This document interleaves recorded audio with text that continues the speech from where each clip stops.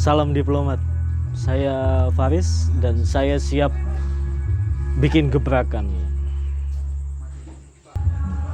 Continue adalah bisnis wood and metal construction, dilengkapi dengan jasa desain dan kreatif, kemudian branding sampai kepada realisasi untuk para pelaku supaya bisa langsung jualan.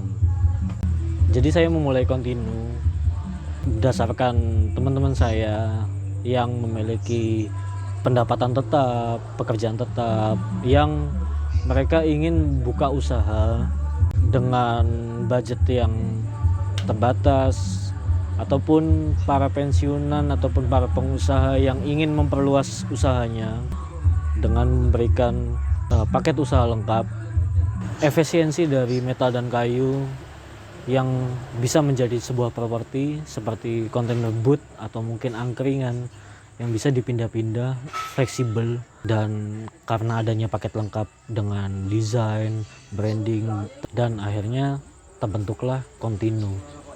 Produk kita ada penyediaan properti yaitu wood dan metal, kontainer, angkringan, dan lain-lain, branding, marketing secara offline maupun online, kemudian ada juga konsultasi tentang bisnis itu tadi. Untuk bisnis model dan revenue streamnya kita fokus di UMKM, franchise, hunian rumah, juga office. Untuk revenue streamnya kita ada pelayanan desain, kemudian konsultasi untuk pembangunan bisnis ataupun strategi, workshop, seminar untuk pemasukan tambahan selain penyediaan properti itu tadi.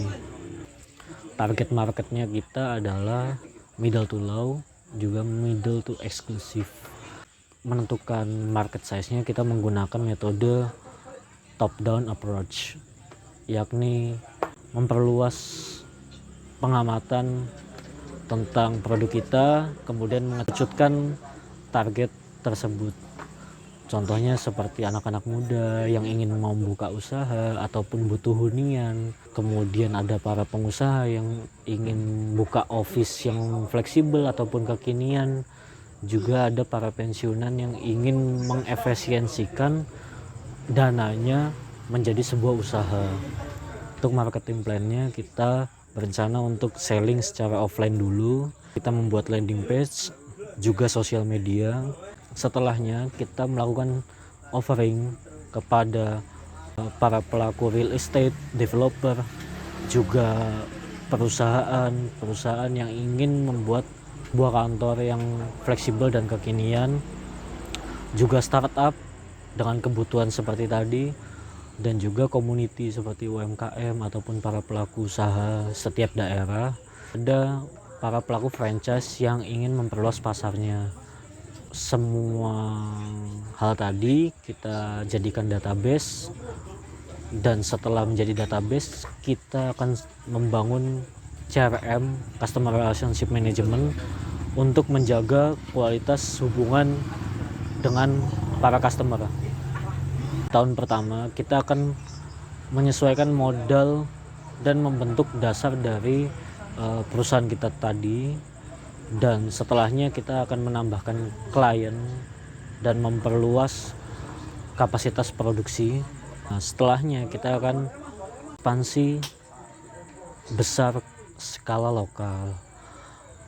Untuk jangka waktu 2 tahun kita menargetkan pertumbuhan perusahaan secara stabil, kemudian mengelola resiko dengan baik. Setelahnya memulai pengembangan pasar yang lebih luas, kemudian melakukan branding dan menjaga loyalitas dengan para customer. Untuk 3 tahun setelahnya kita akan mengerucutkan dan meningkatkan dari customer loyalis tadi dengan skala yang lebih kecil dan menjaga hubungan yang lebih erat dengan mereka. Kemudian kita optimalisasi lagi untuk kapasitas produksinya dan menstabilkan ekspansi Untuk 4 tahun ke depan kita stabilkan resiko yang lebih rendah dan meningkatkan pendapatan 5-10%, dan setelahnya kita tumbuhkan laba secara 25-30% dan melakukan hal itu secara berkelanjutan setiap tahunnya. Sekian dari saya. Dampak lingkungan dan sosialnya.